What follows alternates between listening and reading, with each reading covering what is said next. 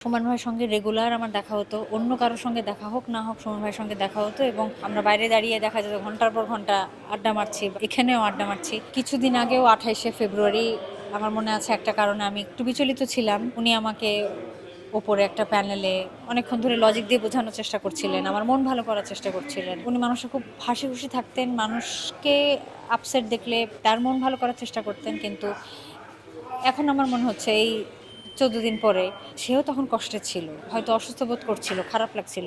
আমি তো বুঝিনি, আমার জিজ্ঞেস করা উচিত ছিল, গুরুত্ব দিয়ে এভাবে জিজ্ঞেস করিনি। কিন্তু সে আমার মন ভালো করার চেষ্টা করছিল, কিন্তু আমার মনে হয় যে উল্টা আমারই তাকে জিজ্ঞেস করার দরকার ছিল যে আসলে আমি তো কাজ কম করি। আমি প্রায় 7-8 বছর হয়ে গেল কাজ করছি না, খুবই রেগুলার নিজের কাজ করি, কিন্তু চ্যানেলের সঙ্গে আমার পারিবারিক সম্পর্ক আছে। আমি চ্যানেল আইতে প্রায় আসি। সুমন ভাই চ্যানেল আইতে কর্মরত ছিলেন অনেক বছর ধরে।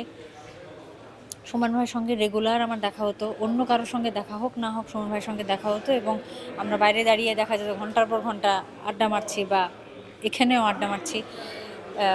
কিছুদিন আগেও 28শে ফেব্রুয়ারি আমার মনে আছে একটা কারণে আমি একটু বিচলিত ছিলাম, একটু মনটা খারাপ ছিল। তো উনি আমাকে ওপরে একটা প্যানেলে অনেকক্ষণ ধরে লজিক দিয়ে বোঝানোর চেষ্টা করছিলেন, আমার মন ভালো করার চেষ্টা করছিলেন। উনি এরকমই, উনি উনি মানুষের খুব হাসি খুশি থাকতেন, মানুষকে আপসেট দেখলে তার মন ভালো করার চেষ্টা করতেন। কিন্তু এখন আমার মনে হচ্ছে এই 14 দিন পরে যে সেও তখন কষ্টে ছিল, হয়তো অসুস্থ বোধ করছিল, খারাপ লাগছিল। আমি তো বুঝিনি, আমার জিজ্ঞেস করা উচিত ছিল। তাকে অসুস্থ লাগছিল দেখতে, চেহারা কিছুটা খারাপ লাগছিল। কিন্তু অনেক সময় রোজা রাখলে হয় বা এমনিও মানুষের মাঝে মাঝে দেখতে একটু খারাপ লাগে। আমি গুরুত্ব দিয়ে এভাবে জিজ্ঞেস করিনি, কিন্তু সে আমার মন ভালো করার চেষ্টা করছিল। কিন্তু আমার মনে হয় যে উল্টা আমারই তাকে জিজ্ঞেস করার দরকার ছিল যে কি হয়েছে, এরকম লাগছে কেন দেখতে। তার সঙ্গে আমার এটাই লাস্ট কথা দেখা। অনেকক্ষণ আমরা একটা প্যানেলে, উনি 28শে ফেব্রুয়ারি 28শে ফেব্রুয়ারি এই উপরতলায় একটা প্যানেলে, এবং আমি কিছুটা তার উপর মানে সে আমার যেহেতু মন খারাপ ছিল, আমি এক ধরনের সমাধান চাচ্ছিলাম আর উনি আমাকে লজিক দিয়ে বোঝানোর চেষ্টা করছিল। তো আমি অনেক একটুখানি মনে মনে রাগও করছিলাম সুমন ভাইয়ের উপরে যে সুমন ভাই বুঝতে চাচ্ছে না কেন আমি কি বলতে চাচ্ছি, বা আমার রাগ হচ্ছিল খুব সুমন ভাইয়ের উপরে যে আর কেউ বুঝুক না বুঝুক তুমি তো বুঝবা।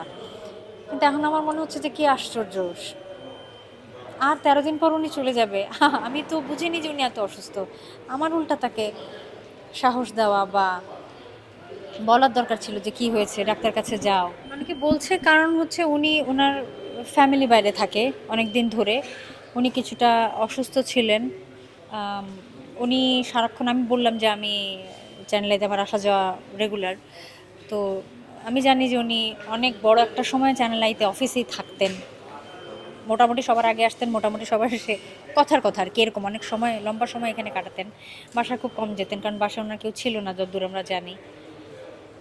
এবং নিজের অসুস্থতা নিয়েও উনি গাফলতি করেছেন, হয়তো ট্রিটমেন্ট ঠিক মতো বা সময় মতো নেননি। এই জন্যই হয়তো জয় এই কথা বলেছে।